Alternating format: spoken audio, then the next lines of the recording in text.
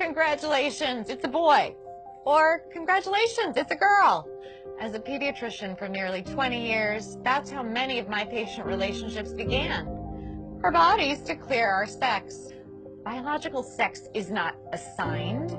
Sex is determined at conception by our DNA, stamped into every cell of our bodies. Human sexuality is binary. Either you have a normal Y chromosome and develop into a male, or you don't, and you will develop into a female. There are at least 6,500 genetic differences between men and women. Hormones and surgery cannot and do not change this. An identity is not biological, it is psychological. Identity has to do with thinking and feeling. Thoughts and feelings are not biologically hardwired. Our thinking and feeling may be factually right or factually wrong. For example, if I walk into my doctor's office today and say, "Hi, I'm Margaret Thatcher," my physician will say I am delusional and give me an antipsychotic. However, if instead I walked in and said, "I am a man," he would say, "Congratulations, you're transgender." If I were to say, "Doctor, I am suicidal. I'm an amputee trapped in a normal body. Please surgically remove my leg," I'll be diagnosed with body identity integrity disorder. But if I walk up to that same doctor and say, "I'm a man, sign me up for a double mastectomy," my physician will. See, according to most mainstream medical organizations, if you want to cut off a healthy arm or a healthy leg, you're mentally ill. But if you want to cut off healthy breasts or a penis, you're transgender. Let's be clear, no one is born transgender. If gender identity were hardwired in the brain before birth, identical twins would have the same gender identity 100% of the time. They don't. I had one little boy, a patient we'll call Andy.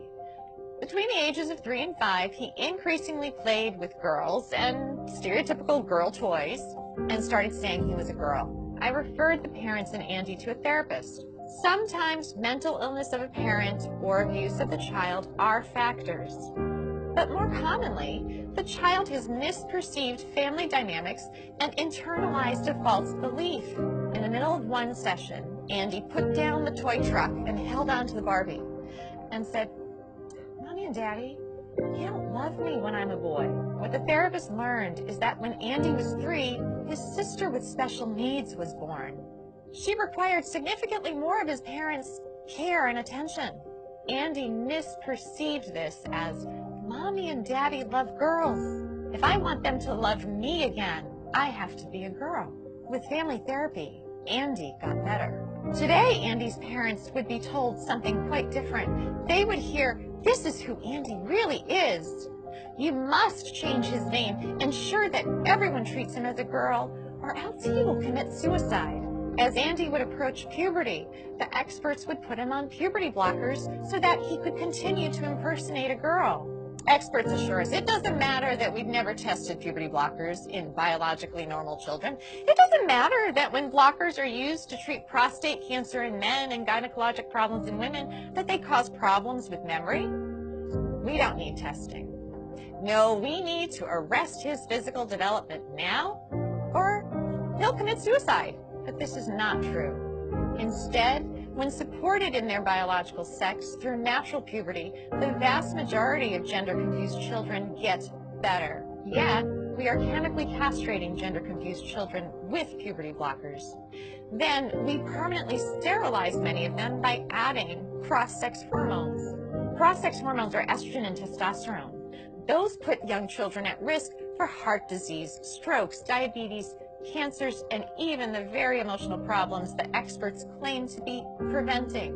P.S. If a girl who insists she is a man has been on testosterone daily for 1 year, she's cleared to get a bilateral mastectomy at age 16. Now, mind you, the American Academy of Pediatrics recently came out with a report that urges pediatricians to caution teenagers about getting tattoos because tattoos are essentially permanent and can cause scarring.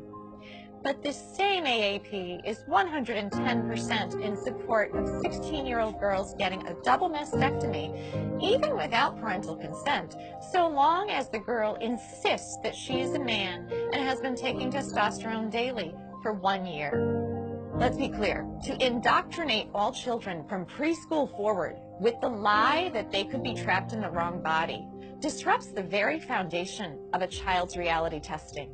If a child can't trust the reality of their physical bodies, who or what can they trust? Transgender ideology in schools is psychological abuse that often leads to chemical castration, sterilization, and surgical mutilation. If that's not child abuse, ladies and gentlemen, what is?